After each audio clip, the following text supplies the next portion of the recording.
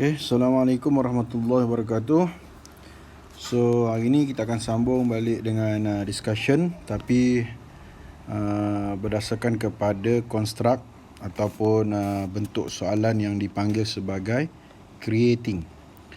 Ini adalah istilah yang kita guna untuk KSSM, creating, mencipta. Jadi kalau istilah yang digunakan untuk KBSM dulu, dia dipanggil sebagai problem solving, menyelesaikan masalah. Samalah, konsepnya sama, cuma dia bila rebranding dia tukar nama lah. Creating ni maksudnya kita diberi satu masalah dan kita diminta untuk menyelesaikan masalah yang diberi dengan mencipta sesuatu berdasarkan kepada konsep fizik. Okay, jadi untuk soalan creating ni, dalam soalan struktur dia membawa 9 markah. Ada soalan struktur yang creating, soalan nombor 8, 9 markah. Okay. Dan dia ada juga dalam soalan esei, iaitu untuk creating ni dia berada dalam section C soalan esei, di mana dalam section C ni dia hanya ada satu soalan saja dan awak tidak ada pilihan. Maksudnya awak wajib jawab soalan section C. Okay. Dan untuk creating ni markahnya 10. Dan kaedah nak menjawab soalan creating ni samalah seperti yang kita dah buat untuk evaluating, iaitu kita buat dalam bentuk table. The best tablenya 3 kolom. So apa dia 3 kolom tu? Kolom pertama ialah aspect. Okay. Kolom yang kedua ialah modification ataupun suggestion ataupun karakteristik. Tengoklah yang mana yang sesuai. Okay. Manakala kolom yang ketiga ialah kena beri explanation ataupun justification kepada kita punya modification. Sama macam yang kita buat untuk soalan evaluating. Buat table lah. Dan dalam table kita tu berapa baris yang kita nak beri. Okay, bilangan baris ini akan menentukan kita punya markah, di mana setiap baris itu kita sepatutnya akan dapat 2 markah. Satu markah untuk modification dan satu lagi ialah markah untuk explanation. Jadi untuk kita dapat 10 markah, bermaksud kita kena ada sekurang-kurangnya 5 modification dan juga 5 explanation. Maka kita akan dapatlah 5 tambah 5, totalnya ialah 10 markah. Okay? Jadi itu minima. Jadi kalau kita ada idea lebih, kita berilah lebih. Sebab kita tak tahu adakah yang kita jawab tu betul ke, dapat markah ke, tak dapat. Jadi bila kita beri lebih, jadi pemeriksa akan terus marking kita punya paper sehinggalah kita boleh dapat full mark. Cuma dalam kita memberikan jawapan yang lebih itu, jangan ada jawapan yang contradiction. Sekejap kata nak permukaan yang lembut, lepas tu kata nak permukaan yang keras. Yang mana satu, itu yang dipanggil contradict, bercanggah dengan jawapan yang sebelumnya. Pastikan jawapan kita tu tidak ada yang contradiction dengan yang kita dah jawab. Itu yang penting. Berilah seberapa banyak yang ada. Sebab kita nak dapat markah penuh. Okay, jadi untuk soalan yang 10 markah ni, bila awak tengok soalan tu 10 markah, maka the best way how to answer, tadi kita kata buat dalam tu table. Cuma bagi cikgu ialah bila nak jawab soalan ni, awak mulalah dengan kertas yang baru. Bila SPM ataupun SPM SM, awak mulalah dengan kertas yang baru atau muka surat yang baru. Supaya bila kita ada apa yang kita nak tambah, kita masih ada ruangan untuk kita tambah. So bila dah habis, jangan tambah lagi. Dekat muka surat tu, tambah pada muka surat yang lain lah. Tambah pada muka surat yang lain. Supaya kita ada ruangan untuk kita tambah. Sekiranya bila kita dah jawab, nanti kita cek, tiba-tiba datang idea, so kita boleh tambah. So tinggal setakat mana yang kita dah jawab. So jangan sambung pada bahagian yang selepas tu. Sambung pada bahagian lain lah untuk soalan yang lain. Okay, so itu yang cikgu nak bagi suggestion lah. Okay, so kita go through kepada soalan ni. Okay, jadi untuk soalan creating ni, dalam cikgu punya modul tu kita bermula dengan chapter 2. Chapter 1 form 5 tak ada. Kebanyakan chapter 1 form 5 untuk soalan creating ni dia duduk dalam chapter form 4. Chapter 2 form 4. Tapi dalam chapter 1 form 5 tak ada. Sebab chapter 2 form 4 tajuk dia ialah Force and Motion 1. Chapter 1 Form 5 pula, tajuk dia ialah Force and Motion 2. Dia masih lagi dalam topik yang sama. Jadi, cikgu pindahkan kepada tingkatan 4 lah. Jadi yang ni kita akan mula dengan chapter 2. Tajuk dia ialah pressure. Okay, kita go through setiap soalan satu persatu. Kalau ada mana-mana yang tak faham ke tak jelas, nanti PM dengan cikgu balik. Okay, untuk minta explanation. Okay, soalan yang pertama ialah soalan trial Perak tahun 2008. Soalan dia, diagram 1 shows a hot air balloon. Balon udara panas. You are required to give some suggestions to design a hot air balloon which can travel. Kita nak buat apa? Kita nak buat hot air balloon which can travel at higher altitude. Yang boleh bergerak pada ketinggian yang tinggi. Altitude ialah ketinggian, higher tinggilah, ketinggian yang tinggi. Maknanya boleh naik tinggi. Using your knowledge on motion, forces and properties of material. So bila dia sebut properties of material ni, ada banyak perkara yang kita boleh ceritakan tentang properties of material. Ada banyak. So maknanya dalam material je macam-macam kita boleh jawab. Okay? Kadang-kadang sampai 5 karakteristik untuk material sahaja. So dah dapat 10 markah baru cerita pasal material. Sebab tu cikgu cakap tadi, kalau ada idea lebih, tambahlah seberapa banyak yang awak ada. Bila dah habis tambah, so jangan sambung soalan baru pada bahagian soalan yang creating ni. Soalan yang lain, mulalah dengan muka surat yang lain. Supaya nanti awak ada reserve, muka surat reserve untuk awak tambah sekiranya dapat idea baru. Okay, Explain the suggestion based on the following aspect. Okay, untuk soalan ni, kadang-kadang diberi aspek, kadang-kadang tak diberi aspek. So, bila dia beri aspek, macam soalan ni dia bagi aspek, berapa? 5 aspek. So, awak kena jawab semua aspek yang dia bagi. Tak boleh miss pun. Dan setiap aspek yang dia bagi tu boleh nak jawab lebih daripada satu karakteristik. Okay, boleh nak jawab lebih daripada satu karakteristik. Tapi setiap satunya at least kena ada satu karakteristik dengan ada satu explanation. So kalau dia bagi 3 aspek, maknanya kita kena cukupkan juga 5 karakteristik dengan 5 explanation. Maknanya ada aspek yang akan mempunyai lebih daripada satu karakteristik. Okay, jadi sebab tu kalau cikgu baik tak payah bagi aspek, senang kita boleh beri apa yang kita rasa berkaitan sesuai, so kita boleh beri. So kita bolehlah jawab soalan tu. Okay, tapi bila dia bagi aspek macam cikgu cakap tadi, so kita kena berikan karakteristik dengan suggestion atau modification. Setiap satu aspek kena ada at least satu, sekurang-kurangnya. Kalau lebih tak apa. Okay, so macam ni dia bagi aspek, kita kena jawab semua aspek yang bagi. Tapi kalau dalam aspek tu ada idea lebih, kita boleh tambah, tak apa. Okay, so yang pertama dia tanya dari segi shape of balloon. Okay, shape of balloon, bentuk balloon. Bila kita kata shape, ada beberapa shape yang kita belah belajar. Antara shape yang kita belajar ialah aerodynamic dengan streamline. Kedua-dua shape ni, aerodynamic ke streamline ke, dia mempunyai bentuk yang sama. Dia mempunyai bentuk yang sama. Kalau dalam istilah bahasa Melayu dipanggil bentuk larus. Bentuk larus. Jadi bentuk yang aerodynamic dan streamline ni, bentuk dia macam mana? Bentuk dia adalah symmetrical shape. Bentuk yang simetri. Contohnya kalau kita tengok pada gambar rajah diagram 1 ni, kita punya hot air balloon ni adalah symmetrical shape. Maksud symmetrical ni ialah macam mana? Semacam ni. Katalah cikgu potong 2 balloon ni. Cikgu potong tengah. Cikgu potong 2 balloon ni. Cikgu potong tengah-tengah. So apa yang kita nampak, bahagian sebelah kiri dengan bahagian sebelah kanan tu sama. Maknanya kalau kita lipat 2, dia akan bertindih cantik je. Tak ada bahagian yang terlebih, tak ada bahagian yang terkurang. Itu kita panggil sebagai symmetrical shape. Jadi bentuk ni ada 2 nama. Satu kita panggil aerodynamic, satu lagi kita panggil streamline. Jadi beza je di mana? Beza ni kita nak guna dekat mana. Kita kena tengok surrounding kita punya objek. Kalau macam hot balloon ni, apa surrounding dia? Surrounding dia ialah air. Maka istilahnya kita guna aerodynamic. Kalau kita nak guna dekat kapal, kita nak guna dekat kapal selam pun bentuk dia symmetrical juga, tetapi kita tak sebut bentuk itu sebagai aerodinamik. Kita sebut bentuk itu ialah streamline sebab surrounding dia ialah water.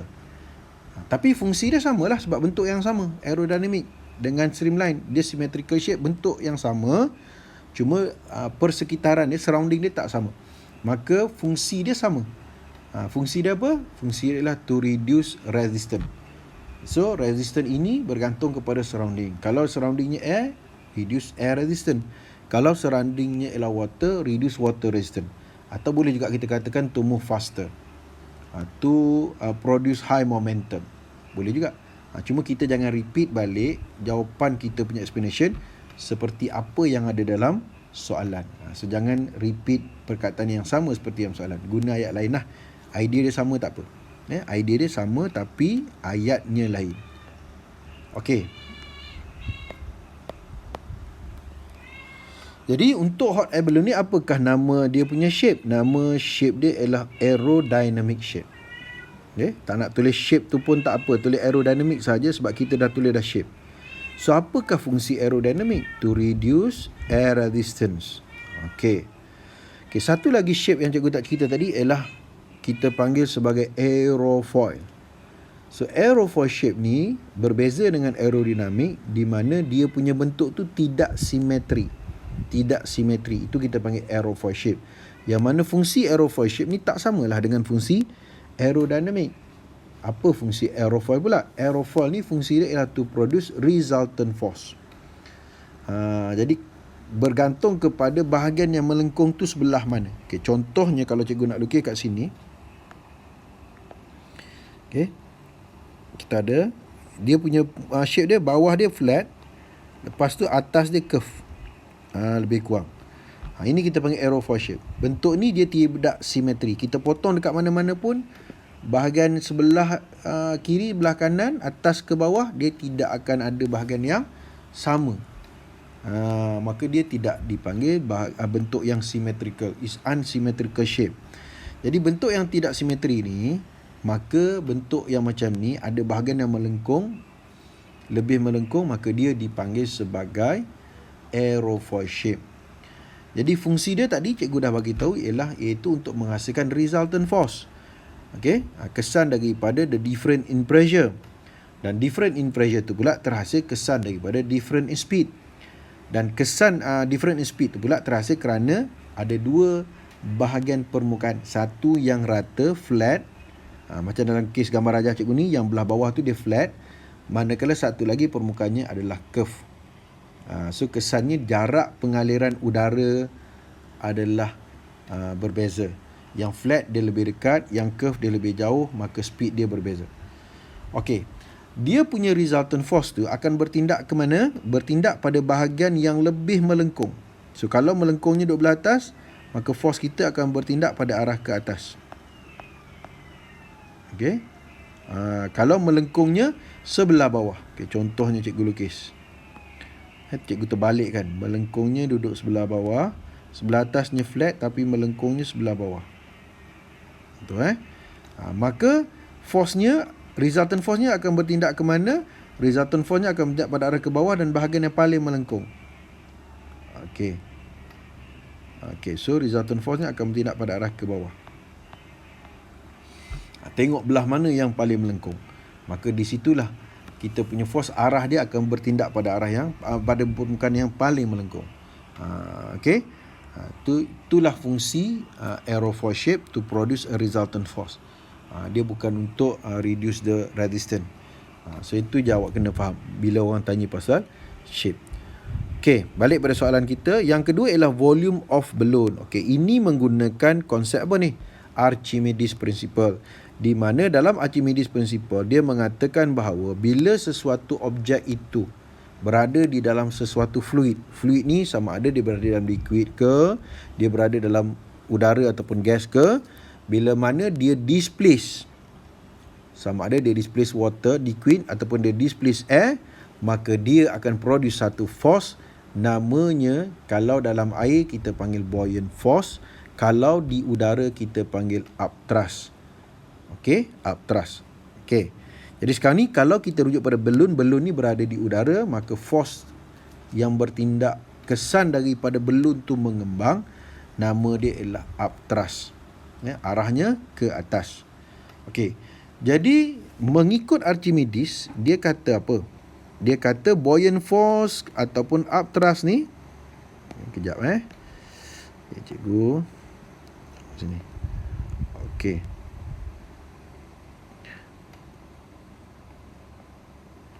Arahnya ke atas. Nama dia upthrust.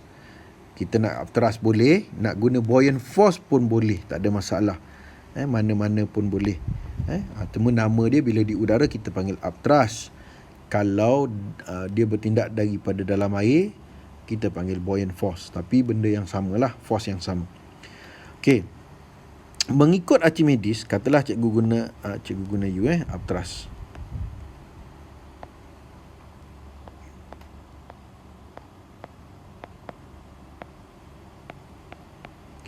Mengikut Archimedes, dia kata upthrust ataupun buoyant force ni, kita boleh kira dia menggunakan formula apa? Okey, cikgu guna U sini Upthrust ni kita boleh kira dia menggunakan formula the weight of fluid displaced. Kalau dia berada dalam air, the weight of liquid displaced. Liquid.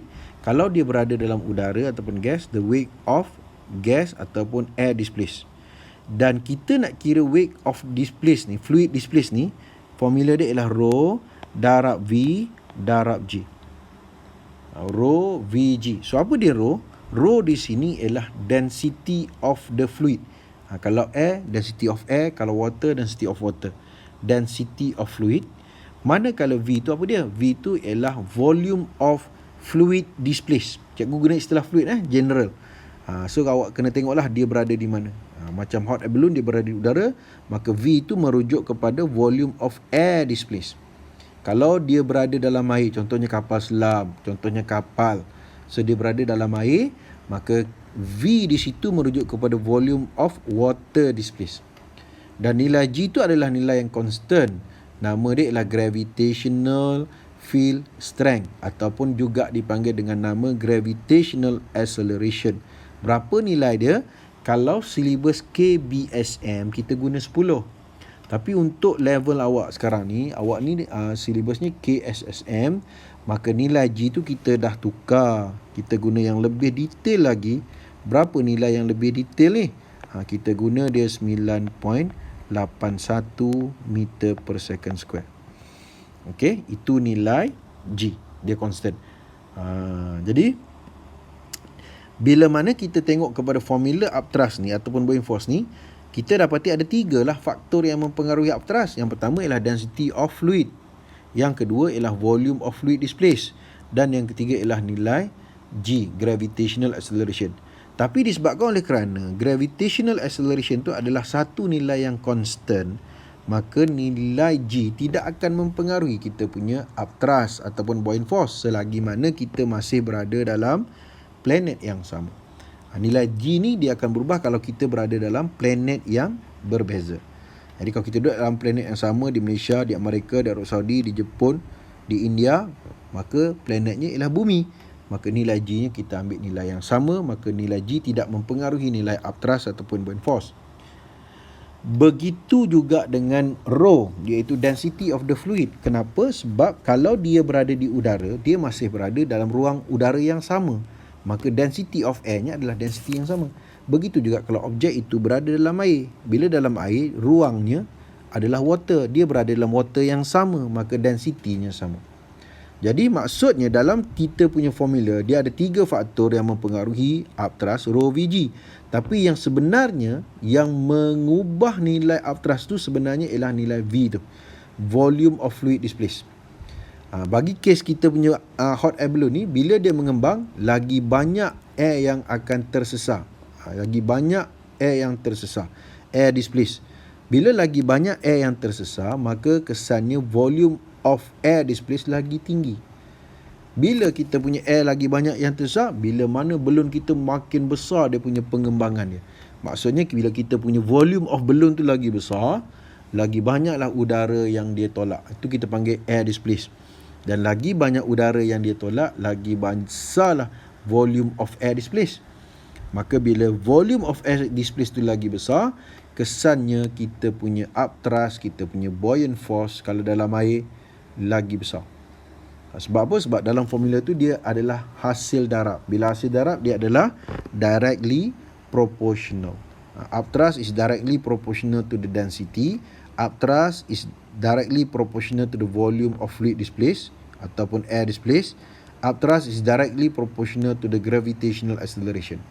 Tapi kalau ada mana-mana physical quantity tu yang dah constant, kita tengoklah yang mana yang akan berubah, yang boleh berubah. Maka itu sahajalah faktor yang mempengaruhi kita punya upthrust ataupun kita punya buoyant force. Jadi dalam case hot air balloon ni hanya satu je lah faktor yang mempengaruhi, iaitu volume of air displaced. Yang mana volume of air displaced tu pula bergantung kepada volume of the balloon.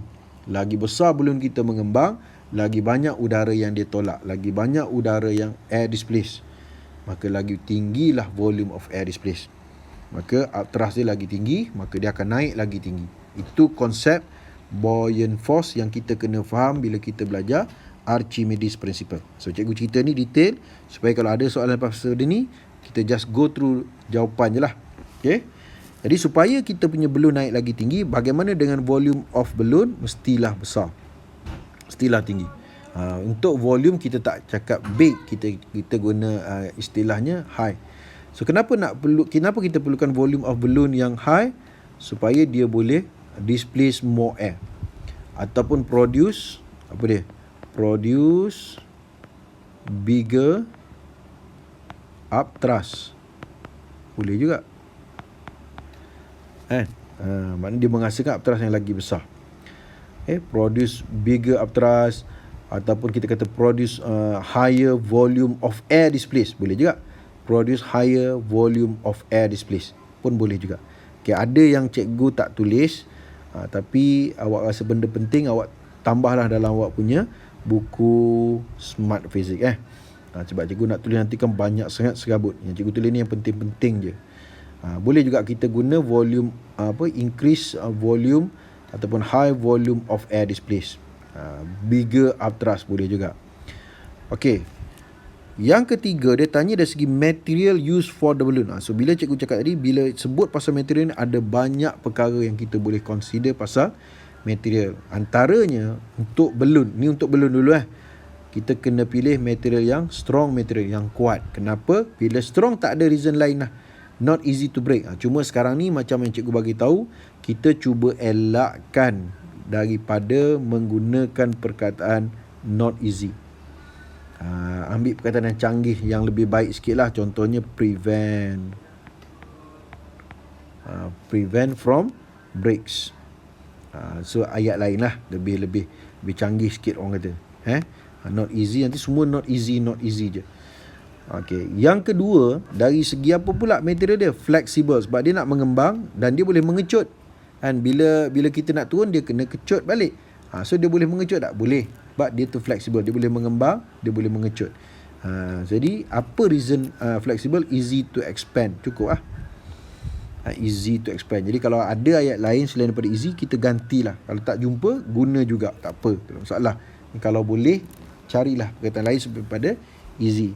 Yang ketiga, balon kita ni bila dia naik, memang kita naik pada waktu panas, tapi tiba-tiba naik hujan.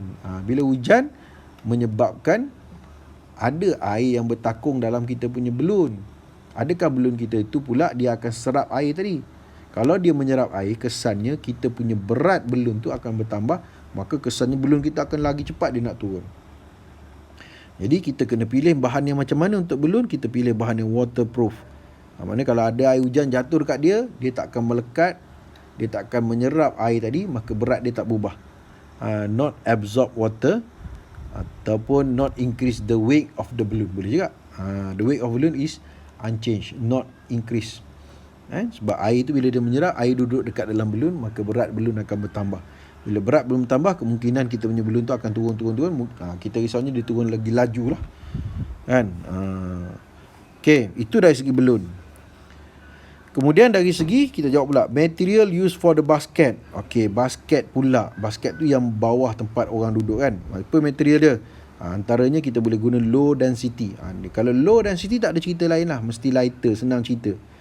Habis yang dekat balloon tadi boleh tak kalau nak guna low dan boleh, tak ada masalah, boleh juga.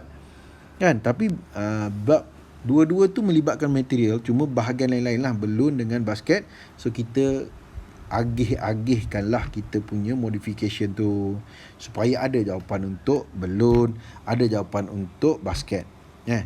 Apa lagi basket kita? Soft material. Kita nak bahan yang lembut. Sebab apa? Sebab masa dia mendarat tu dia mungkin terhempas sedikit.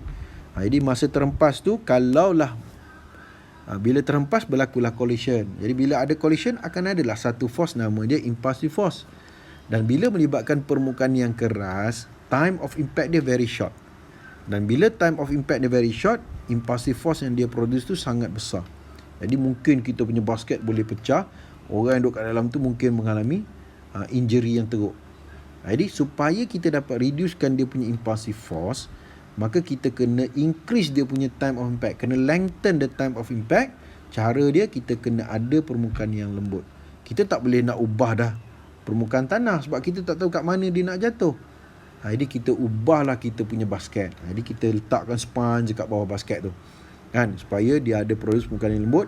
Bila dia terhentak dengan terhentak tu maknanya berlaku collision dengan permukaan tanah, permukaan yang lembut, maka dia akan lengthen the time of impact. Maka bila time of impact dia lagi panjang, maka dia punya impulsive force dapat dikurangkan. Jadi tak adalah kita punya basket terpecah ke, orang kat dalam tu mengalami kecederaan ke. Okay? Easy to absorb shock. Satu. Yang cikgu cakap tadi boleh lengthen the time of impact when landing, ataupun reduce the impulsive force when landing, when touch the ground. Boleh juga. Itu awak tambah cikgu cakap je. Okay.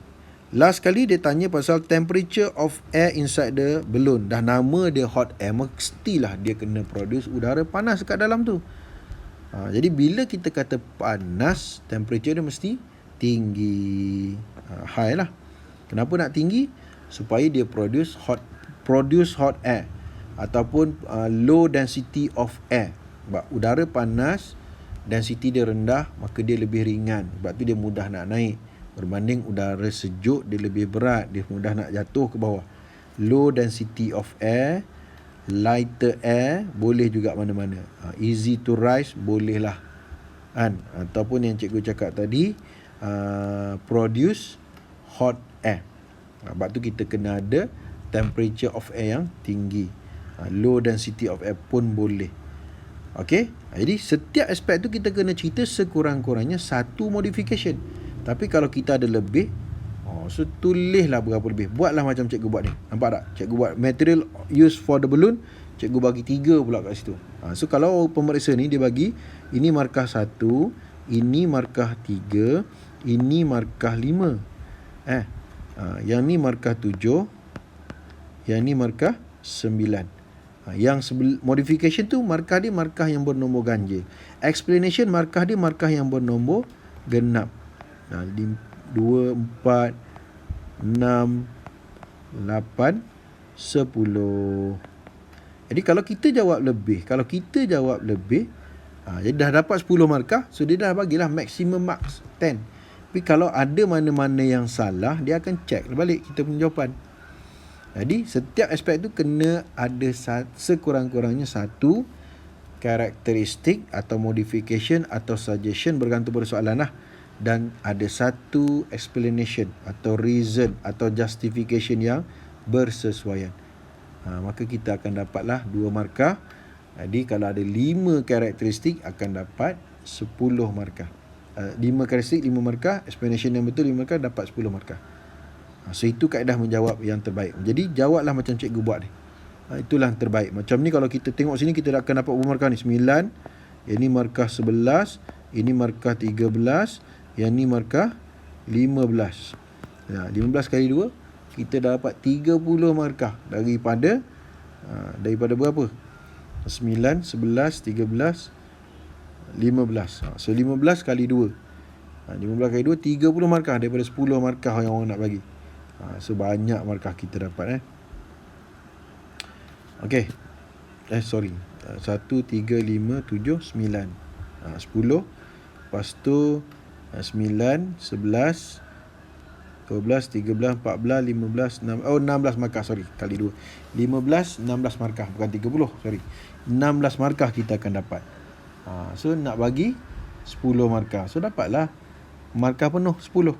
So, itu kaedah menjawab. So, yang ni cikgu cerita lama sikit, panjang sikit. So, lepas pada ni, kalau bentuk soalan yang sama, kita boleh buat cepat sikit. Okay.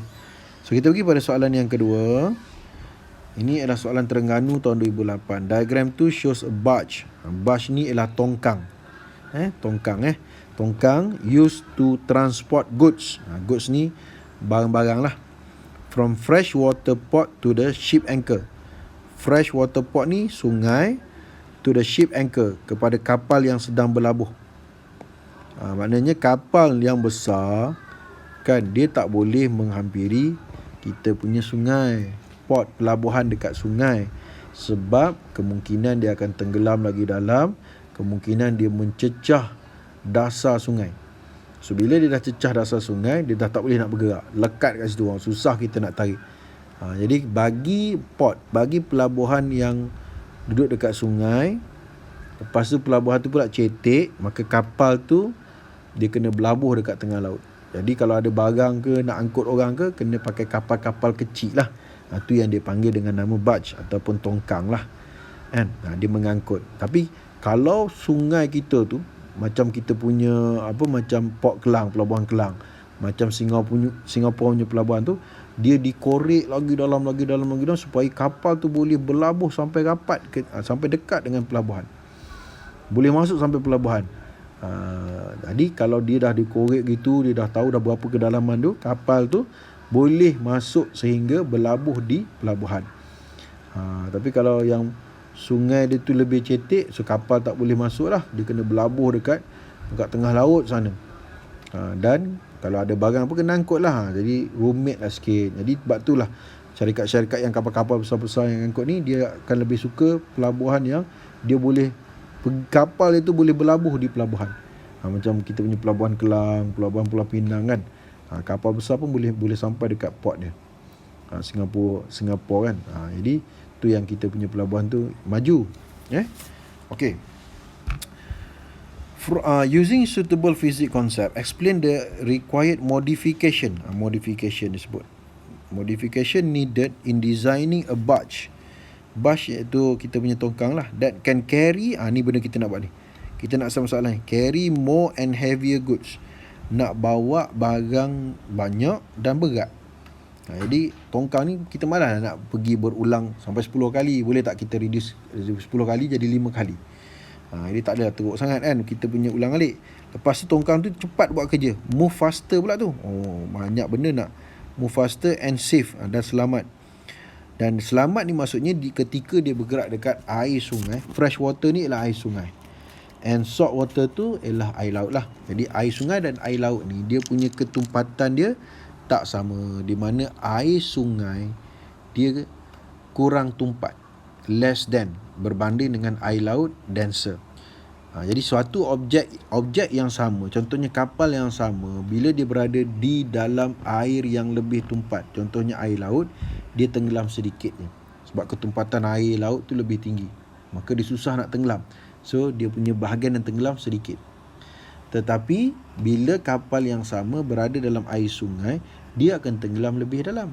So kenapa dia boleh tenggelam lagi dalam? Sebab air sungai, fresh water ni, dia punya ketumpatan dia adalah lebih rendah berbanding air laut. Jadi bila ketumpatan rendah, so kapal tadi senang nak tenggelam. So kesannya dia akan tenggelam lebih dalam di dalam air sungai, fresh water, berbanding air laut yang ketumpatan dia lebih tinggi. So itu yang benda yang kita kena faham. Okay, dia kata you can, maksudnya bila safe ni maksudnya bila dia bergerak di laut tak ada masalah sebab dia tenggelam sikit. Tapi bila dia masuk ke kawasan air sungai, dia tenggelam dalam. Jadi kita tak nak dia tenggelam habis sampai dia karam. Memang kita tahu dia akan tenggelam lebih dalam, tapi dia tidaklah sampai menyebabkan air terus masuk dalam kita punya kapal tongkang tadi. Itu maksud dia safe. Maknanya dia boleh bergerak air laut ke air sungai ke, dia boleh bergerak tanpa dia tenggelam. Okay.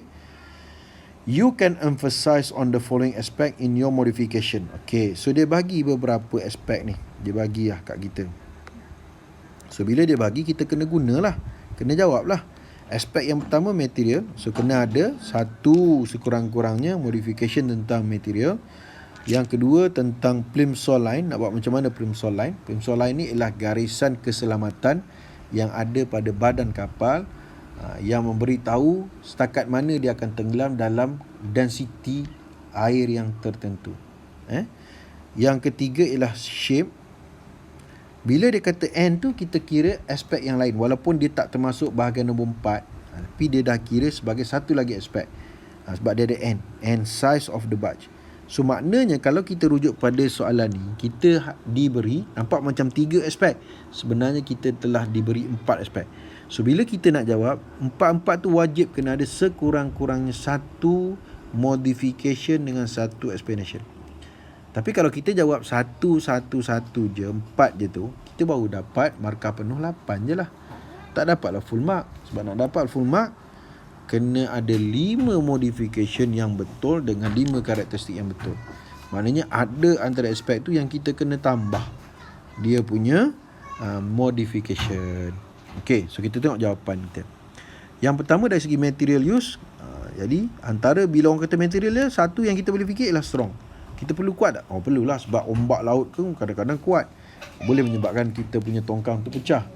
Okay, strong kenapa? Prevent from breaks. Itulah jawapan kalau strong. Atau withstand greater force. Force tu ialah ombak laut lah. Ataupun bigger wave, bigger water wave. Withstand with bigger water wave. Takut ada ombak laut yang besar. Boleh juga kita beri jawapan tu. Yang mana benda tu logik, akalnya betul, ada konsep fizik lah. Kan? Sebab bila bigger water wave, maka dia punya energi dia lagi besar, bigger force. Apa lagi bila kita pasal material, kita boleh ambil tentang anti-rust. Bila mana sesuatu bahan itu, objek itu, dia melibatkan surroundingnya ialah water. Yang mana kita belajar dalam chemistry, water ni adalah satu daripada ejen pengaratan. Nak berlakunya pengaratan, kena ada water, kena ada oksigen, kan? Yang awak belajar dalam chemistry lah. Jadi bila kita punya tongkang ni bersentuh dengan permukaan air, maka kemungkinan dia akan berkarat. Jadi material macam mana? Yang anti-rust. Bila anti-rust, dia susah nak berkarat, dia lambat berkarat. Maka lambat berkarat, maka dia tahan lama lah. Ni bila anti-rust je, jawapan kita long lasting terus. Next, material apa lagi kita boleh consider? Low density. Boleh juga. Kenapa nak low density? Sebab kita nak pastikan kapal kita tu selamat walaupun dia berada di dalam air sungai yang ketempatan dia rendah, supaya dia tak tenggelam. Kan? Low density maksudnya apa? Maksud low density lighter lah, dia ringan. Bila ringan, susah lah dia nak tenggelam. Kan? So tu kita dah bagi 3. Kalau ada lagi idea lain, material use, beri. Contohnya kita nak kata high boiling point. Boleh tak? Tak ada kena-mengena dengan boiling point untuk kapal ni. Tapi walaupun dia material use, tapi dia tak ada kena-mengena. Kalau awak nak tulis salah, tak salah, tapi tak ada markah lah, sebab dia tak ada kena-mengena.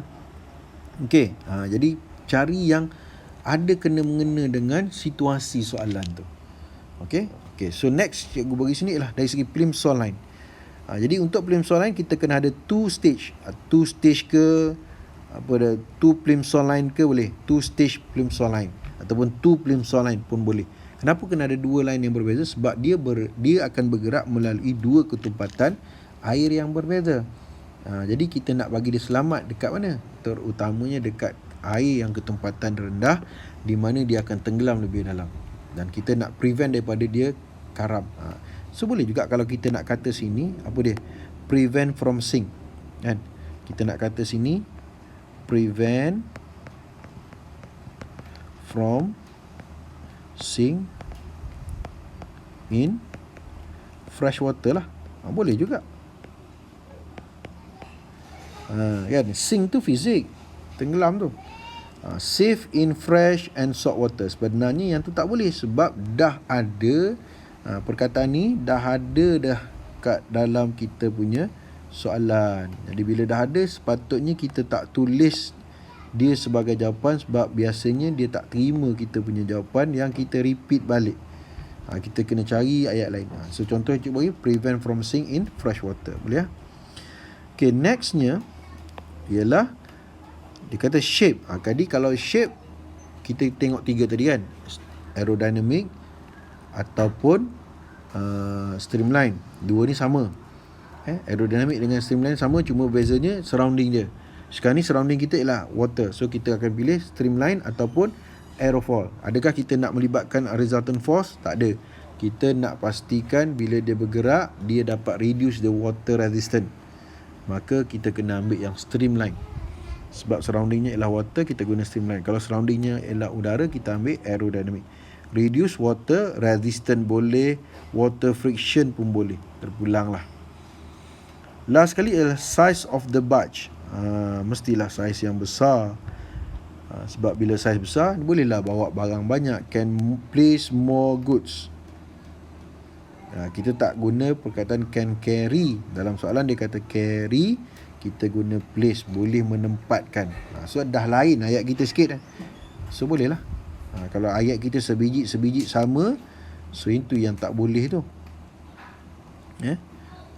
So itu yang tak boleh tu. Sebab kalau dia sama, macam safe in fresh and salt water ada kan. Ni safe, ni dekat sini, safe in fresh and salt water, sebiji ayat tu ada. So tak boleh lah sama. Dia kena ubah juga sikit ayat tu. Can place more goods, and can carry tak boleh, sebab dah dalam soalan dia guna carry. Can place more goods. Can transfer, can transfer more goods, boleh juga pindahkan. Faster boleh, faster dah ada kan. Move faster dah ada dah, tak boleh lah. Okay, so kalau kita kira, cukup tak kita untuk dapat 10 markah ni? Ini markah 1, yang ni markah 3, yang ni markah 5, yang ni markah 7. Cikgu bagi dulu yang wajib. Jadi nak dapat markah 9, kita kena tambah mana-mana aspek. Jadi sekarang ni cikgu tambah dekat material, dia markah 9. Kita tambah lagi, dapatlah markah 11. Okey, jadi 11 lepas 11 12. So kita jawab ni sepatutnya kita dapat 12 markah, tapi full marks dia nak bagi ialah 10 markah. Tapi kita akan dapatlah maksimum markah dia ialah 10. Okey, so itu cerita soalan yang kedua. Kita move kepada soalan yang ketiga.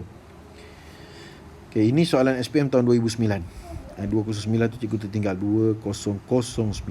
Okey, diagram 3 shows a fishing boat.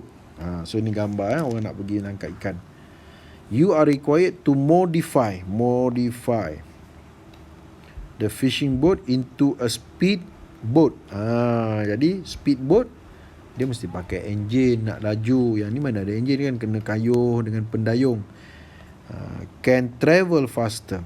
Kita boleh tak kita ubah suai kita punya boat tu, perahu lah, kalau bahasa Melayu panggil perahu, sampan kan. Nak ubah jadi boat yang laju. Using your knowledge of motion, forces and properties of materials, state and explain the modification based on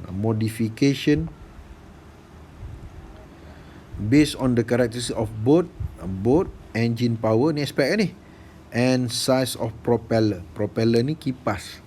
Maknanya dia mesti guna engine, kan. Bila propeller tu takkan kita yang nak pusing propeller tu, dan noh kita. Okay, so sekarang ni kalau kita tengok pada soalan ni, dia sebut the force, knowledge on motion, forces, tapi cikgu letak dia bawah tajuk pressure. Sebab ada cerita pasal pressure, buoyant force ni bawah tajuk pressure. Ada cerita pasal motion sebab dia melibatkan pergerakan. Sebab tu dalam fizik, apa yang kita belajar tu dia boleh merentasi kita punya syllabus. Kurikulum tu bila kita nak jawab soalan, dia boleh merentasi syllabus. Tak semestinya tajuk pressure, soalan ni mesti pressure je, tak. Dia boleh campur dengan tajuk force and motion. Kita boleh jawab apa. Sebab tu bila kita menjawab, kita boleh jawab apa sahaja asalkan benda tu logik, akalnya betul dan ada konsep fizik yang terlibat. Beres ya? Itu je, bukan payah pun. Okay, so macam mana jawapan kita? Kita pun bahagi pada 3 kolom. Yang pertama dia tanya pasal dia tanya pasal shape, tak ada. So kita nak tambah, tak apa, tak ada masalah kan. Kita nak tambah pasal shape. Shape dia apa? Bila melibatkan dalam air, streamline lah. Kenapa? Reduce water resistance. Okay, cerita dia. Nak cerita move faster boleh? Boleh juga. Sebab ada tak dia guna move faster? Tak ada. Dia guna travel faster. Kita guna move faster boleh lah, asalkan lain. High speed, high momentum, bigger force, boleh lah. Bigger thrust, boleh juga. Okay, material of boats. Ada tak dia bagi pasal material of boat? Material tak ada, kita nak tambah. Oh ada juga ni, dia kata properties of materials, ada disebut sini. Okay, so boleh lah kita masukkan material of boat. Material apa dia? Material je, pertama sekali awak fikir pasal strong, prevent from breaks, withstand with high force. Maknanya kalau ada ombak besar pun tak ada masalah macam tadi lah. Kan? Yang kedua, bila dia bersentuh dengan air, material dia ialah anti-rust. Sebab kita nak suruh dia tahan lama, long lasting. Bila melibatkan dalam air, kita tak nak bagi dia tenggelam, maka bahan dia mesti low density, dia lighter. Bila bersentuh dengan air, kita kena pilih bahan yang waterproof, supaya dia tak menyerap air. So untuk material sahaja ni, kita dah ada berapa? 1, 2, 3, 4 modification tentang material. Sebab tu cakap material banyak kita boleh cerita ni. Banyak pasal material. Okay, lepas tu engine power dia kena. Engine power dia kena power yang tinggi lah, high engine power lah. Bila kita baca high engine power.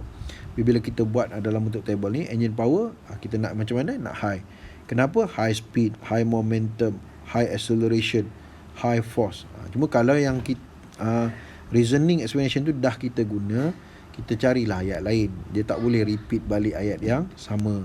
Ayat lain tak apa, idea dia masih sama tapi ayat lain. Itu yang penting. Size of propeller, kipas kita mestilah besar.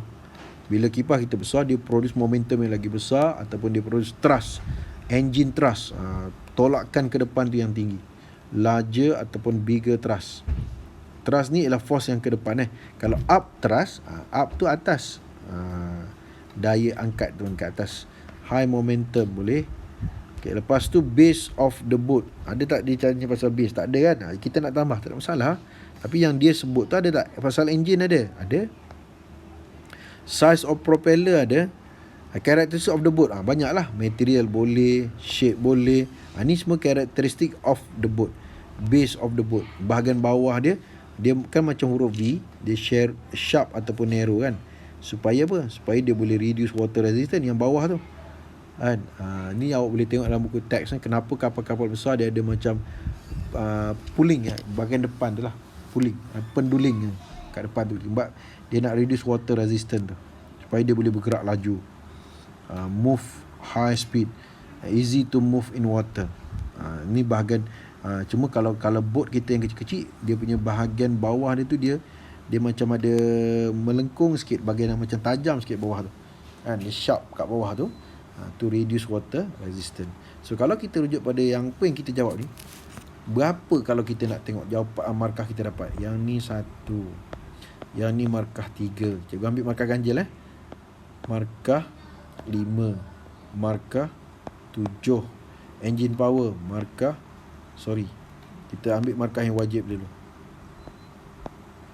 Okey, wajib ini markah 5, ini markah 7. Yang lain semua kita tambah, boleh? Markah 9, markah 11, markah 13, markah 15. 15, 16. Kita boleh dapat 16 markah. So dapatlah markah penuh 10. Senang je. Okay, next question, number 4, Kelantan 2012. Okay, diagram 4 shows a submarine.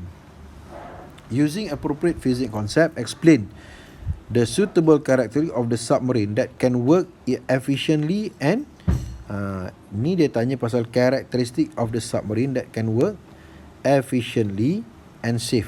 Maknanya dia selamat bila dia nak bergerak nanti. Your answer should include the following aspect. Yang pertama pasal shape. Jadi kapal selam, bentuk dia simetri. Bila simetri, surrounding dia adalah water, kita guna streamline, reduce water resistance. Okay, selesai. Benda tu kadang-kadang repeat balik. Tak di kapal, tak di perahu, ini kapal selam. Benda yang sama je lah, cuma objek berbeza-beza, konsep yang sama. Strength of material. Ini kita pun dah selalu jawab. Bila material nak yang kuat. Kenapa? Not easy to break atau prevent from break. Withstand with high pressure of water, sebab dia boleh tenggelam dalam air sampai dasar laut kan. Jadi bila lagi ke bawah dia tenggelam, pressure-nya lagi tinggi. Jadi kalau dia tak dapat tampung pressure tinggi, dia boleh kemik. Pressure kat luar tinggi, dia kemik, dia tekan masuk ke dalam, pecah kita punya kapal selam. So kalau boleh jangan guna perkataan easy prevent from break kalau boleh. Tapi kalau dah tak boleh fikir benda lain, datang not easy juga, tulislah. Rate of rusting. So dia surroundingnya ialah water. Bila water ni dia ialah agent untuk rusting. So rate dia kena rendah. Long lasting lah. Rusting je long lasting. Component which enable the submarine to submerge and float. Apa benda yang kena ada dekat dalam kita punya kapal selam yang menyebabkan dia boleh tenggelam. Lepas tu dia boleh timbul balik. Itu berbezanya kapal selam dengan kapal laut. Dia ada ballast tank. Has ballast tank. So ballast tank ni tujuannya nak mengubah dia punya weight, increase and decrease the total weight of the submarine. Ataupun kalau tak nak guna increase decrease, boleh guna change the total weight of the submarine, boleh juga. Type of power source use, dia guna power source apa ni? Jadi submarine dia tak boleh guna pembakaran yang melibatkan asap, sebab dia punya surrounding tu water, asap tu nak keluar macam mana kan? Jadi dia kena guna satu tenaga yang melibatkan proses proses penghasilan tenaga tetapi tidak ada pembakaran. Dia menggunakan tenaga tenaga nuklear. Nuclear energy ni yang kita dah belajar kan, nuclear fission, nuclear fusion, radioactive decay. So daripada situ dia menghasilkan energy. Energy tu kita boleh gunalah, kita nak convert daripada nuclear energy, bolehlah kita convert kepada electrical energy ke, and mechanical energy yang menyebabkan dia punya propeller tu berputar, menyebabkan dia bergerak. Tapi dia tidak ada proses pembakaran. Kalau kapal laut, dia melibatkan proses pembakaran. Dia menggunakan arang batu ataupun dia guna petroleum untuk menghasilkan tenaga mekanik supaya dia punya propeller tu boleh pusing, menyebabkan dia bergerak. Tapi kalau kapal selam bila dah menyelam dalam air, macam mana nak asap nak keluar kat mana? So dia kena guna nuclear energy. Istimewanya nuclear energy ni dia long lasting. Ataupun tak dah guna long lasting, guna last longer. Boleh lah, dah lain sikit ayat dia. Last longer, tahan lama, boleh digunakan lama. Ataupun dia tu sebenarnya save cost berbanding kita guna fuel. Produce large energy. Jangan guna create sebab energy cannot be created. Cuma dia boleh tukar. Produce large energy. Large mechanical energy pun boleh. Okay, so kita dah jawab 1, 2, 3. Markah 1, markah 3, markah 5, markah 7, markah 9. So kita dapatlah 10 markah. Semua aspek yang dia tanya kita dah jawab. So beres lah. Tapi kalau ada lagi jawapan lain, boleh tambah lah, tak ada masalah. Okay, next soalan nombor 5, SPM 2006. Diagram 5.1 and 5.2 illustrate the working principle of hydrometer. Okay, ini ialah hydrometer. So bila orang sebut pasal hydrometer, yang pertama dalam kepala kita, apa benda hydrometer ni? Hydrometer ni adalah satu alat yang kita guna untuk measure the density of liquid. Instrument we use to measure the density of liquid, nama dia ialah hydrometer. Hydro ni ialah water, meter ialah alat water apa? Alat untuk ukur density of liquid. Itu nama dia hydrometer. Kan? Jadi kita tenggelamkan hydrometer ni dalam liquid yang kita nak measure dia punya density, maka kita ambil bacaan pada paras liquid tu. Paras permukaan liquid tu, kita tengok dekat kita punya hydrometer berapa nilai dia, berapa scale dia. Itulah density of the liquid. Senang je. Okay, dia kata the depth to which the rest tube sinks depends on its surrounding fluid lah. Jadi kalau dia berada dalam liquid yang denser, contohnya air laut, maka dia tenggelam sikit. Tapi kalau dia berada di dalam less dense liquid, contohnya air biasa, fresh water, maka dia tenggelam lebih dalam. Bila tenggelam lebih dalam, menunjukkan density dia rendah. Sebab dalam hydrometer ni, apa yang awak kena tahu, kalau cikgu nak lukis kat sini, design hydrometer ni, dia bahagian atas tu dia panjang, tapi bahagian bawah tu dia lebar, supaya dia lebih stable lah. Panjang tu supaya dia lebih sensitif. Kita nak sensitif, kita kena ada bahagian yang panjang. Kita nak dia stable, kena ada bahagian yang lebar. Dia punya scale ni, cikgu nak cerita dia punya scale ni. Scale dia ni tak sama macam termometer. Kalau termometer, 0 dia dekat bawah, 100 dekat atas. Tapi dalam hydrometer ni, dia punya scale ni terbalik. Terbalik macam mana? Sebelah atas nilai scale dia tinggi, high scale. Berbanding dengan yang sebelah bawah pula. Sebelah bawah ni low scale, nilai scale dia rendah. Jadi kalau katalah kita masukkan dia ni dalam satu cecair, satu liquid, dia tenggelam setakat ni. So berapa nilai density of liquid, kita baca je. Ni density dia. Ni density of liquid. Ini density of liquid yang kita nak cari. Berapa jarak dia, berapa scale dia dekat permukaan liquid tu. Jadi kalau liquid kita tenggelam lagi dalam, kan, dia tenggelam lagi dalam, maksudnya apa? Cikgu dah silap kat sini. Yang dekat atas ni low scale. Cikgu silap. Dekat atas ni low scale, manakala yang dekat bawah ni high scale. Silap tadi. Yang dekat bawah ni high scale. So kalau kita letakkan kita punya hydrometer dalam liquid yang low density, maka bila low density dia akan tenggelam lagi dalam. Bila tenggelam lagi dalam, kita baca scale yang dekat sebelah atas lah. Menunjukkan scale dia rendah, menunjukkan density of liquid tu rendah. Tapi kalau kita masukkan kita punya hydrometer yang sama ke dalam liquid yang denser, high density, maka dia tenggelam sikit je. So bila tenggelam sikit, maka level dia duduk kat bawah. Jadi bila duduk kat bawah tu, dia punya scale dia tinggi, menunjukkan density of liquid tu tinggi. Betulkan balik. Scale yang belah bawah, nilai scale tu tinggi. Scale yang belah atas, nilai scale tu rendah. Dia terbalik dengan termometer. Termometer belah bawahnya rendah, atasnya tinggi. Tapi hydrometer terbalik, yang atasnya rendah, yang bawahnya tinggi. Okey, itu hydrometer. Balik pada soalan kita ni. Explain how you would design a hydrometer. So kita nak design hydrometer. Hydrometer yang dia bagi tu very simple, gelas je, kan, test tube je, that can determine a wide range. Ni yang kita nak selesai ni. Nak determine wide range of density of liquid. Using the idea of the working principle of a hydrometer shown above. Draw a diagram that shows the design of your hydrometer. Itu yang cikgu dah lukis tadi lah. Tapi kena simetri lah, cikgu lukis tu lebih kurang je. Nampak macam sebelah kanan tu besar, belah kiri tu kecil kan. So dia sepatutnya sama je. Draw a diagram that shows the design of your hydrometer, and in your explanation emphasize the following aspect. So dia bagi aspek apa dia? Stability. Kita dah buat tadi. Stability, belah bawah dia kena lebar. Sensitivity, yang atas dia kena panjang. Sebab bila dia lagi panjang, dia lagi senang nak terbalik. Nak senang terbalik tu maksudnya dia senang nak bergerak, nak berubah.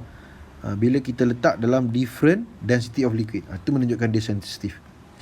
The ability to measure a wide range of densities. Itulah yang panjang tu kan. Bila lagi panjang, so lagi banyak nilai, lagi besar julat density yang kita boleh measure. Calibration of hydrometer, macam mana kita nak buat measurement of density of liquid lah. Kita tengok cerita jawapan dia. Stability, bigger diameter at the bottom. Bahagian bawahnya lebih besar diameter dia. Ataupun tak nak guna bigger diameter, wider at the bottom, lebih lebar, boleh juga. So kenapa more stable? So dapat 2 markah.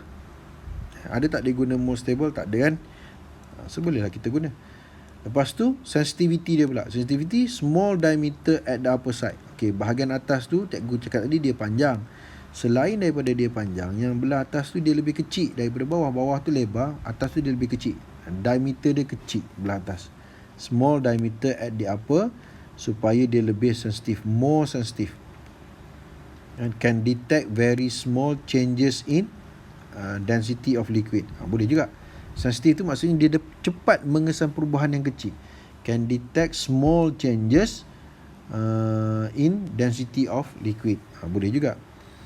Okay, yang ketiga, ability to measure a wide range of density of liquid. So yang ni kita guna untuk long glass tube, glass tube yang panjang. So bila lagi panjang, lagi banyaklah density of liquid yang kita boleh measure. Itu yang dia panggil wide range of density of liquid. Jadi long range of scale.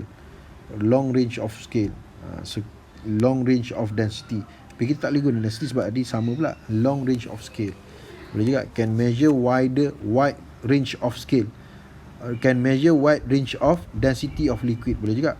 Can measure wide range, julat yang lebar, ketumpatan cecair, density of liquid. Boleh. Calibration of hydrometer. Jadi macam mana kita nak buat scale? Calibration ni maksudnya kita nak membina scale dia. Jadi cara dia macam kita buat calibration untuk termometer lah, iaitu kita kena masukkan kita punya hydrometer dalam dua liquid yang sememangnya kita dah tahu density. Contohnya apa dia? Contohnya yang kita tahu ialah water lah, 1000.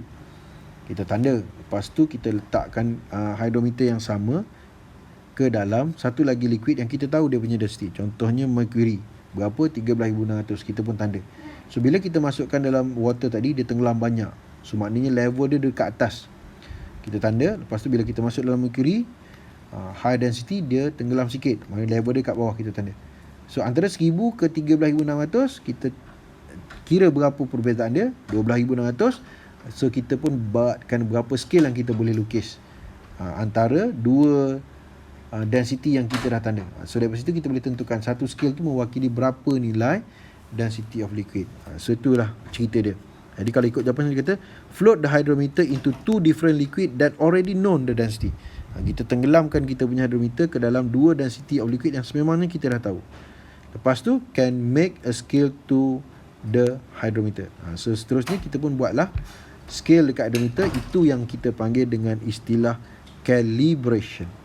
Okay, macam kita buat untuk termometer. Kita letak dalam air, kita tandakan mana level of mercury. Lepas tu kita letak pula glass tube yang sama dalam boiling water.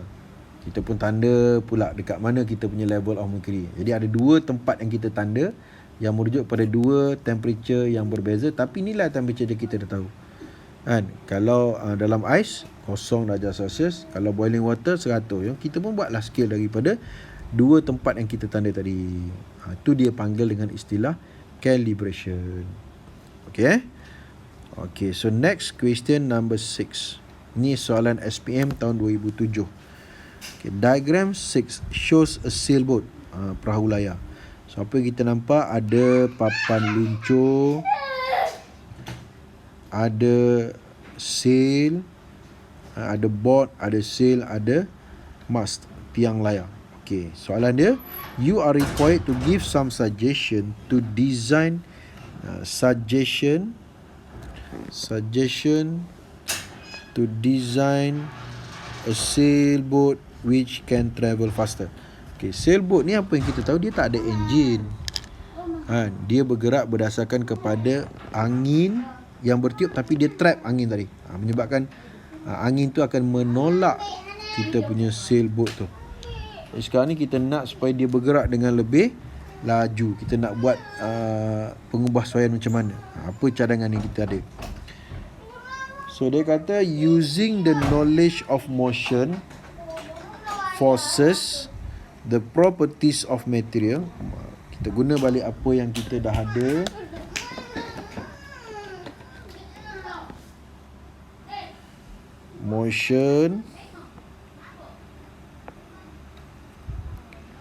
Motion, forces and properties of material. Ada material. Material ada, seronok lah. Banyak benda kita boleh cerita. Explain the suggestion based on the following aspect. Surface of the board. Permukaan papan dia yang dekat tempat orang pijak tu. Kena permukaan tu macam mana? Kena permukaan yang licin ataupun coated with wax. Kenapa?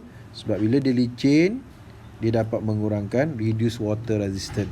Kalau shape pun reason yang sama, yang streamline tu. Ni dia cerita pasal space, surface, permukaan kita licin sebab dia bergeser dengan air. Maka kita nak reduce water resistant dia, kita kena ada permukaan yang licin. Shape, okay, shape yang tadi lah. kan. Shape ni apa benda? Shape sekejap shape bila dalam air streamline. Jadi streamline ni fungsi dia ialah nak reduce water resistant. Tapi kita dah guna, bila dah guna kita guna ayat lain lah. Tak boleh lah kita guna reduce water resistant 2 kali untuk ayat sama kan, untuk 2 modification yang berbeza. Jadi kita kena guna ayat lain, walau idea dia sama tapi guna ayat lain. Move high speed, move faster, high momentum. Boleh? Jangan repeat ayat yang sama. Material, kalau material ni banyak. Material used for the board dulu. Sebab ada juga material for the sail. Board kita low density, sebab dia bersentuh dengan air, kemungkinan dia tenggelam. Jadi kita kenapa low density? Lighter. Strong, dia bersentuh dengan ombak laut. Prevent from breaks, not easy to break. Anti-rust, bersentuh dengan air. Kenapa? Long lasting. Itu dari segi board. Dari segi sail pula. Anti-rust, boleh? Walaupun tak bersentuh dengan air, tiba-tiba dia jatuh, bersentuh dengan air juga. Long lasting. Cuma kalau dah ada, ini dia nampak kita repeat balik. So bila repeat, dia tak bagi dah markah kali kedua. So jangan repeat. Cari yang lain. Waterproof, boleh? Kita tak nak bagi dia menyerap air, menyebabkan berat dia bertambah. Not absorb water. Low density, dah ada belum? Tadi dah ada. Ni ada lagi. Tapi kalau awak rasa tadi saya cerita pasal board ni kena ringan, ni sail pun kena ringan, nanti berat ni macam mana orang nak pegang? Awak nak tambah tak apa, lebih tak apa, jangan kurang. Contoh macam anti-rust, kita nak buat 2 kali. Kita kata dia pun kadang-kadang dia jatuh, dia sentuh dengan air, berkarat juga. Okey, boleh nak tulis 2 kali pun tak apa. Nak bila kita kira dah cukup dah, kita tolak dulu yang kita nak repeat tu, cukup dah sekurang-kurangnya 5 modification, 5 explanation. Jadi kalau kita nak repeat balik, nak tambah sebagai tambahan, tak ada masalah, tambahlah. Tambah tak apa. Tapi kalau tak cukup, tak bolehlah kita guna yang repeat tu sebagai kita punya jawapan. Cuba cari jawapan lain yang repeat tu setelah dah cukup dah kita untuk dapat 10 marks. Baru kita guna ayat yang sama, tak apa. Low density lighter lah. Tak nak guna lighter, small mass pun boleh. Sail move faster pun boleh, kan. Sebab dia ringan kan. Strong boleh juga. Kalau tak ada prevent from tear, koyak. Able to withstand strong wind. Bukan strong water wave ni, strong wind kan, sebab dia bersentuh dengan angin. Lepas tu yang kelima ialah size of the sail. Mestilah kena size yang besar lah. Besar sebab dia nak trap air, trap more winds. Tapi walaupun dia besar, dia ringan. Itu yang low density tu. Causes a bigger forward force. Jadi kalau kita bilang kat sini, berapa markah kita akan dapat? 1, 3, 5, kan? Cikgu ambil dulu 3,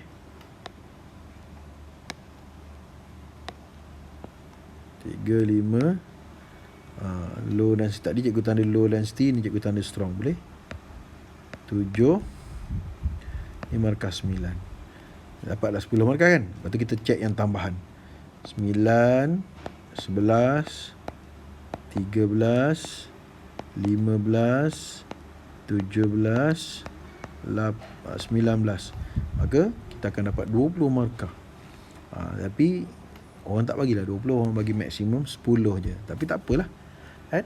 Takkanlah tak boleh 10 kod daripada 20, kan? Itu maksudnya. Okey, selesai. Nombor 6, kita pergi kepada nombor 7. Ini soalan Kelantan 2011, soalan Kelantan juga pada tahun 2009.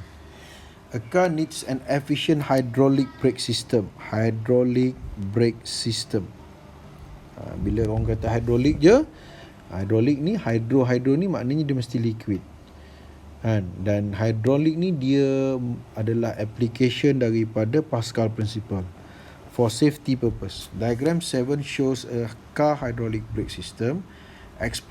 Suggest and explain. Suggest and explain. Apa benda? How to build a hydraulic brake system. function effectively based on the following aspect. Okay. Apa dia aspek dia? Type of material of brake fluid. Brake fluid, liquid dia tu. Liquid dia. Liquid tu liquid yang macam mana? Type of material of the brake fluid. Dia mesti guna minyak lah, tak guna air guna minyak. Walaupun nama dia liquid tapi dia guna dia minyak brake kita panggil. So kenapa kita guna minyak? Sebenarnya minyak ke air ke dia liquid, tapi orang guna minyak. So liquid asalnya maksudnya oil tu adalah liquid. So bila liquid, satu daripada sifat liquid adalah cannot be compressed. Ataupun tak nak guna cannot be compressed, transfer pressure uniformly. Ataupun transfer pressure without forming bubble, ada gelembung udara. Bila dia dalam bentuk liquid. Okay. Transmitted pressure uniformly boleh, cannot be compressed pun boleh.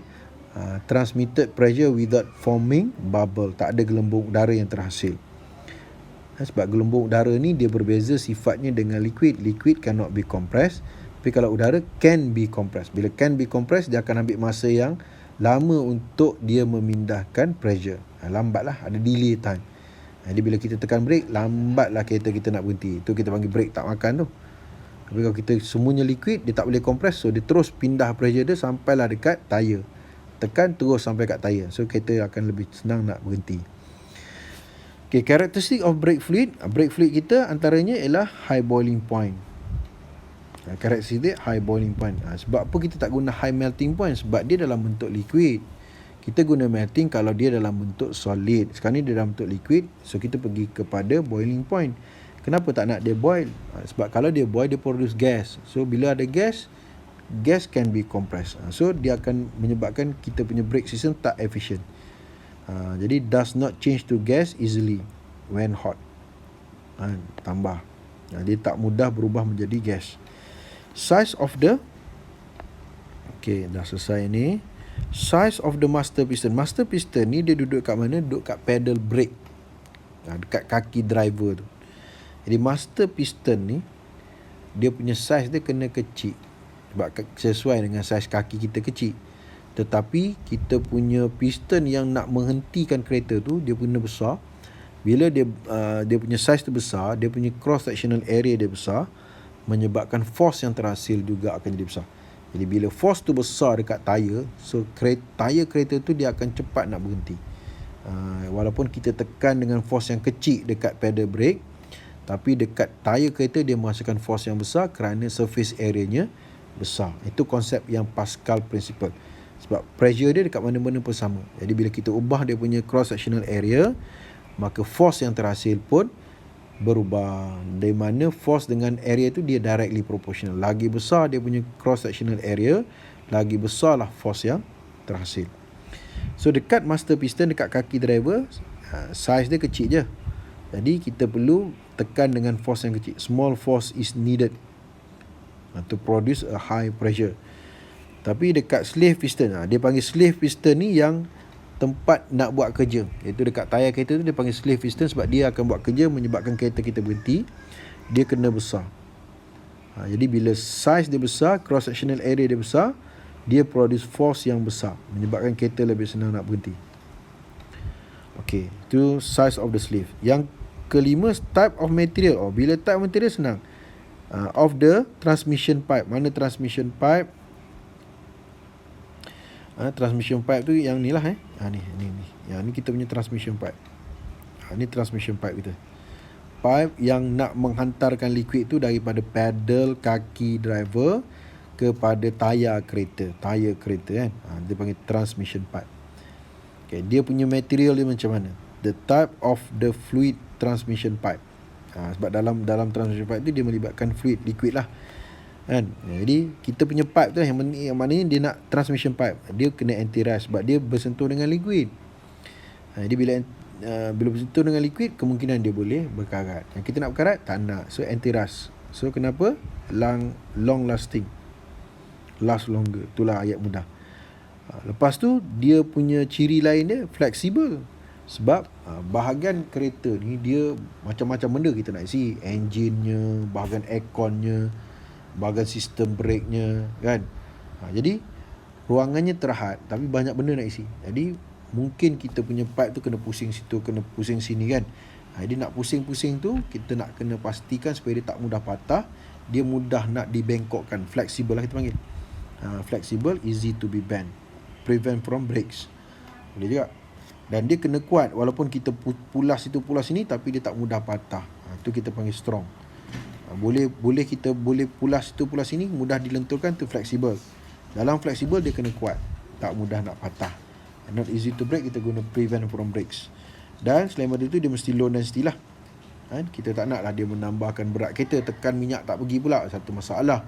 Dia mestilah bahan yang low density. Kenapa? Sebab kita nak dia ringan, lighter lah. Okay, itu soalan nombor 7. Okay, soalan nombor 8. Ini soalan SPM tahun 2010. The State Forestry Department is going to organize a raft competition, pertandingan rakit. As a team leader, you are required to give some suggestion to design a raft which can accommodate 16 participants and be able to move quickly. Dia guna quickly, kita boleh guna faster. In water. Apa yang kita tahu, rakit ni dia terapung dekat permukaan air, tetapi dia tak menggunakan enjin. Kita kena tolak kan dengan buluh, supaya dia boleh bergerak. Jadi kita nak mengelak pun pakai buluh. Tapi kalau nak bergerak laju, kita buatlah rakit moden, boleh guna enjin. Ini cadangan, tak ada masalah. Using your knowledge of motion, forces and properties of material, state and explain the suggestion based on the following aspect. Okay, dia bagi aspek. Yang pertama, shape. So kalau shape, sentuh dengan air, streamline. Kenapa? Reduce water friction, water resistant. Material used for the raft, mestilah bahan yang low density, lighter. Strong, tak mudah patah, prevent from breaks. Stiff ni tegar, keras. Kenapa? Bila stiff, kita tak nak dia berubah bentuk. Sebab itulah bentuk yang the best, yang kita panggil streamline tadi, the best shape kalau kita nak letak satu objek di permukaan air. Not easy to change the shape. Maksudnya shape yang kita panggil streamline tadi tak berubah-ubah kan. Maka dia akan bergerak dengan kelajuan, dengan laju lah. Anti-rust, sebab dia bersentuh dengan air, long lasting. Itu dari segi material. Size, nak isi 16 orang. 16 orang ni agak-agaknya ramai ke? Tak ramai. Ramai. Bila nak ramai, mestilah kena besar, bigger. Kan? Can carry more participant. Boleh lah. Kita tak guna ayat yang ada dalam soalan, boleh. Can carry more participant. Design of the raft. Design. Kita nak design macam mana? So, tie the bamboo in layers. So, maknanya layers tu maksudnya berlapis-lapis. Maknanya dia akan jadi tebal. Tie the bamboo in layers, dia akan jadi tebal. So, bila dia tebal, lagi banyak dia tenggelam. So, bila lagi banyak dia tenggelam, lagi besar buoyant force.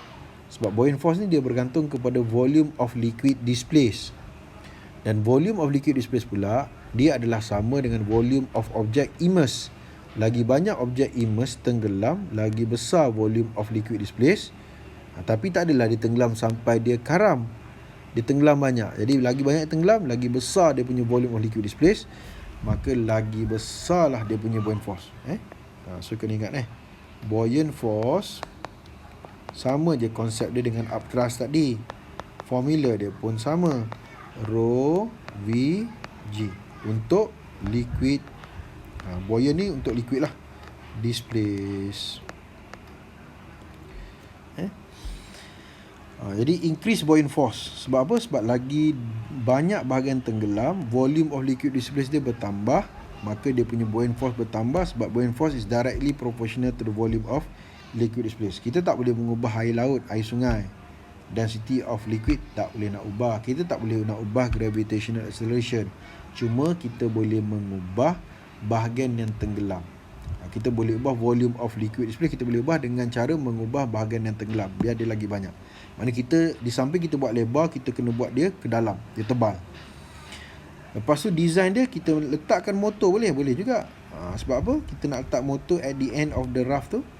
supaya dia boleh bergerak dengan lagi laju lah. Dia kata quickly, kita kata increase the speed, increase the momentum, move faster. Dia guna quickly, kita guna faster. Boleh? Tak ada masalah. So kita jawab biar lebih daripada 5. Tapi semua aspek yang dia bagi ada berapa? Ada 4. So 4 tu at least 1 kita kena ceritakan. Jadi kita kena tambah 1 lagi nak cukupkan 5. Tapi jangan tambah 1, tambahlah lebih kalau ada banyak. Okey, itu nombor 8. Nombor 9. Okay, satu lagi soalan kita habiskan untuk chapter pressure ni. Okay, ini soalan SPM 2012. Diagram 9 shows a vacuum cleaner. Semua orang kenal vacuum cleaner, kan? You are required to give some suggestions to design a vacuum cleaner which can clean the dust faster and effectively. Okey, bila orang kata vacuum cleaner, kadang-kadang kita pun salah konsep, tapi itulah konsep yang kita faham. Kita duk kata vacuum cleaner ni dia menyedut habuk. Sebenarnya dia tak sedut habuk. Habuk yang ada ditolak masuk ke dalam. Ditolak masuk, itu konsep yang betul. Ditolak masuk ke dalam vacuum cleaner. Sebab apa? Sebab bila vacuum cleaner tu kita switch on, dekat dalam tu dia ada motor, dia ada kipas. Kipas tu pusing dengan laju. Menyebabkan aliran udara yang bergerak dalam vacuum cleaner tu, udaranya, ni kan, ni kipas ni. Jadi bila dia berputar, aliran udara yang bergerak dekat dalam kita punya vacuum cleaner ni, udara akan bergerak laju lah. Sebab udara kipas tu pusing laju. Jadi bila udara yang dekat dalam vacuum cleaner tu bergerak laju, mengikut Bernoulli's principle, bila high speed of air ataupun of liquid, tak kira lah dia boleh guna untuk fluid, maka kesannya pressure ni akan jadi rendah. Jadi bila pressure-nya rendah dekat dalam, dekat luar ni apa pressure yang ada? Atmospheric pressure yang ada. Atmospheric pressure ni dia tak berubah selagi mana kita tidak melibatkan perubahan pada ketinggian. Kita tak naik gunung pun. Bila naik gunung, barulah atmospheric pressure tu berubah. Sebab dia atmospheric pressure ni berubah dengan ketinggian. Jadi, tapi disebabkan oleh kerana di dalam kita punya vacuum tu, pressure of air tu berubah. Di mana pressure of air tu lagi rendah, maka bila kita buat perbandingan, atmospheric pressure kat luar tu akan jadi lebih tinggi lah berbanding dengan pressure of air dekat dalam vacuum tu. Sebelum kita tekan switch, pressure dekat dalam dengan pressure dekat luar tu sama. Sebab tu habuk kita tak masuk ke dalam vacuum cleaner. Tapi bila kita tekan switch, pressure dekat dalam tu jadi rendah. Kenapa rendah? Sebab aliran udaranya tinggi, laju. Jadi pressure-nya rendah. Jadi berlakulah perbezaan tekanan antara bahagian dalam vacuum cleaner dengan bahagian luar, dekat muncung dia tu, dekat kita punya floor nozzle ni. Jadi bila ada different in pressure, maka akan terhasillah satu resultant force, yang mana resultant force ni menolak kita punya habuk. Menolak ke mana? Daripada high pressure to low pressure. High pressure kat luar, low pressure kat dalam, dia tolak habuk tu masuk ke dalam. Bukan vacuum menyedut habuk. Itu yang konsep tak berapa nak betul. Itu konsep sebenarnya. Dia habuk ditolak masuk ke dalam vacuum cleaner bila kita onkan kita punya vacuum cleaner. Okay. Using the knowledge on atmospheric pressure, Bernoulli's principle and properties of material. Atmospheric pressure kita kena guna. Ini kita belajar dalam tajuk pressure lah. Bernoulli's principle, high speed, low pressure, low speed, high pressure. Properties of material, ada lagi material. Explain your suggestion based on the following aspect. Yang pertama ialah material used for the body of vacuum cleaner. Badan vacuum cleaner tu kan, dia tu nampak macam plastik tapi dia keras. Sebab apa? Sebab kadang-kadang kita iron dia, kita gerak laju ke langgar dinding, tapi dia tak mudah pecah. Mana dia material yang kuat, strong material, prevent from breaks. Tapi dia mudah nak kita tarik, maka dia low density, dia lighter. Dia stiff, dia keras dan kuat. Kuat lain, tak mudah pecah. Keras, dia tidak mudah berubah bentuk. Stiff, not easy to change the shape. Tetap je lah, tambah, tak ada masalah. Betul tak betul tu, nak dapat markah tak dapat markah, itu urusan pemeriksa. Yang kita nak jawab, kita tulis je. Cuma macam cikgu pesan, jangan kita ada jawapan yang contradiction. Tadi cakap nak keras, tiba-tiba cakap nak lembut. Tempat yang sama, dekat body vacuum cleaner juga, kejap keras, kejap lembut. Kecuali tempat lain-lain, dekat macam kita buat ceper kuali ceper tu, Dekat body chamber tu kita nak specific capacity dia rendah supaya dia cepat panas. Tapi dekat handle, ni handle nak specific capacity yang tinggi supaya dia lambat panas. Bila kita pegang, tangan kita tak melecur. Kita janganlah pergi pegang dekat kita punya chamber kuali, dia panas. Sebab apa? Sebab specific capacity dia rendah. Bila kita beri haba, dia cepat panas. Tapi haba tadi akan bergerak sampai dekat handle. Tapi dekat handle tu kita kena balut dengan getah contohnya. Getah tu specific capacity dia tinggi, maka dia lambat panas. Jadi kita pegang, tak adalah tangan kita tu terasa panas, tak adalah melecur. Jadi macam tu tak apa, kejap nak tinggi, kejap nak rendah. Tapi sebab tempat yang berbeza, tak apa. Ni pada tempat yang sama ada dua jawapan yang kontra, tak boleh lah. So not easy to change the shape. Okay, yang keduanya dari segi material used for hose. Hose yang mana? Nampak tak hose? Ni hose ni ialah bahagian yang kita sambung antara batang yang nak pergi kepada nozzle tu, nak masukkan habuk, dengan kita punya body part of the vacuum kan. Dia punya material dia elastik lah kan. Kita nak elastik kan, kita nak pusing ke kanan ke kiri boleh je, tak ada masalah. Does not tear, easy to be bent lah. Easy to be bent, mudah nak bengkok-bengkok. Size of the fan. Okay, dalam tu ada fan. Supaya kita produce pressure dekat dalam tu sangat rendah kan, supaya habuk kita ditolak dengan kuat, dengan cepat, dengan banyak, maka kita kena produce air pressure dekat dalam tu dengan sangat rendah.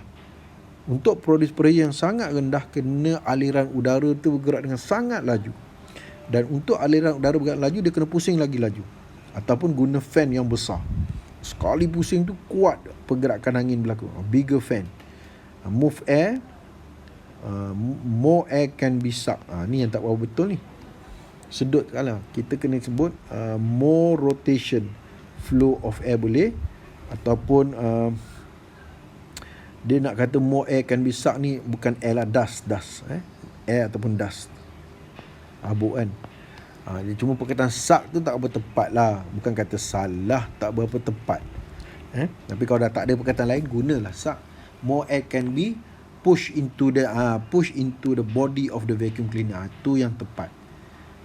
So air flows faster, air flows with high speed, boleh juga. Air flows with high speed, air flows faster, more rotation, flow of air, boleh juga. Okay, lepas tu size of floor nozzle. Floor nozzle ni tempat habuk nak masuk tu kan. Dia kena besar lah, wider lah, lebar kan, lebar wider, sebab habuk boleh masuk lagi banyak lah. More dust can be sucked. Dia perkataan suck tu tak ada perkataan lain, guna suck. Yang tadi saya cakap can be push into the vacuum cleaner. Boleh lah. Kalau guna suck tak berapa tepat, bukan kata salah kan. Jadi kalau ada ayat lain yang lebih tepat, kita guna ayat lain Sebab konsep tu tak apa betul. Dia bukan disedut, dia ditolak ke dalam kerana berlakunya perbezaan tekanan dan menghasilkan satu resultant force, yang mana resultant force tu bertindak dari high pressure to low pressure. Itu menyebabkan dia ditolak. Last sekali, diameter of the wand. Mana wand ni? Wand ni tempat kita pegang ni. Kita pegang. So diameter dia, kita nak pegang dia tu, tak boleh besar pun susah pula nak pegang. Tangan kita bersamaan je kan.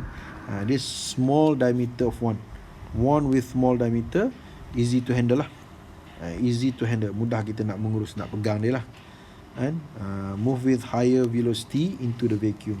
Air containing dust move with a high velocity. Sebab bila dia small diameter tu, ruangan tu sempit. Bila ruangan sempit, udara akan bergerak lagi laju kat situ. Boleh juga bila kawasan tu sempit, macam kita punya Bunsen burner lah, dekat kita punya muncung jet tu, dia kecil, sempit, narrow. Jadi aliran gasnya, aliran udaranya bergerak lagi laju bila kawasan tu sempit. Bila dia bergerak laju, pressure-nya akan jadi rendah. Jadi pressure kat luar lebih tinggi, dia akan tolak benda tu akan masuk dengan lagi laju.